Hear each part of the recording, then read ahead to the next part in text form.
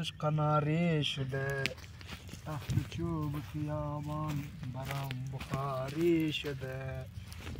کوله نان نره فقط اون دوست داره، اینم نفسم مانده که زیر پاش بذارم.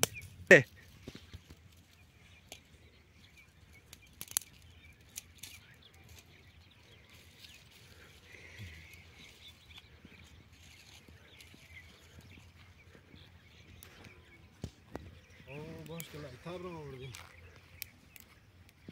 چی میکنی او جوان؟ والا چی کنیم قماندان؟ اینجا شیشته مقدعی هوای سرد زمستانی از اینمی چوبکا پرتیم خدا گرم کنیم دیگه. چی کنیم؟ خوب میکنی. کدام لایتر مایتر هم داری که یک سیگرت در بته؟ برادر ما این لایتر پیشت بشینم و مزاحمت نمیشم. نه لالا مزاحم چرا باشیم؟ مزاحم نیست. چی میکنی؟ چی عمل داری؟ در چی مصروف هستی؟ والا لالا عمل شیشه، پودر، تریاک، هیروئین، کوکائین، تزریق. فهمیدی؟ چی میگی بلیاز خدا؟ حیفی جوانیت نکده؟ سعی کنم خدای جوانی را سعی کنی، کاکگی را سعی کنی. تو سعی کنم حیف تو نکده که تو دیگه عملات دست زدی. از دست چی تو شدی؟ چرا تو شدی تو؟ از این کل چیز خسته هستیم. از زن، زندگی، روزگار، اولاد، کار. فهمیدی؟ از این دولت، از این کل چیز. فهمیدی؟ از این کل چیز که میبینی، از این کل چیز بیزار هستیم. از این یک چیز ما خوش نیستم. بعد چرا حتما در زندگی کار بد کردی، کار خراب کردی؟ چی کردی تو در زندگی؟ برادر اینمی تو یک آدم هستی، ما هم یک آدم هستیم. نه؟ اینمی تو را هم پدر مادرت به دنیا آورده. نه؟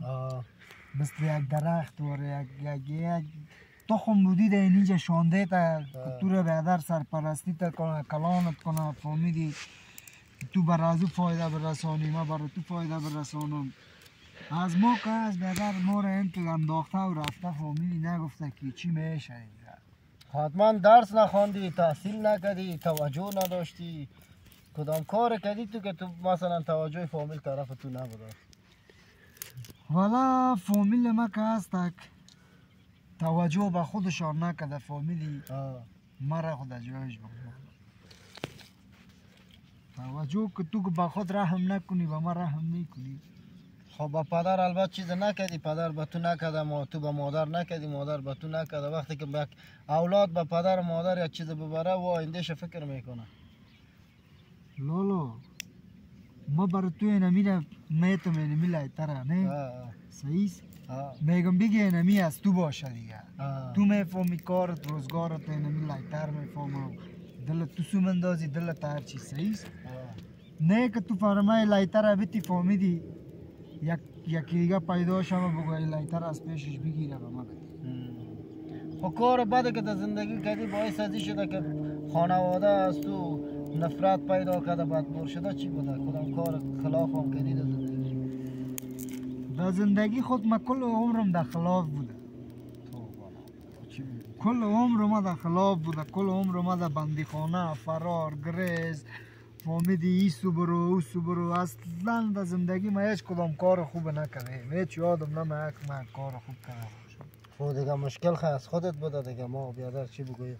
ما را جگرخون کردی، ما رفتم از اینجا. قربان بیادر برو که تو ما نشی که سیاه میشی.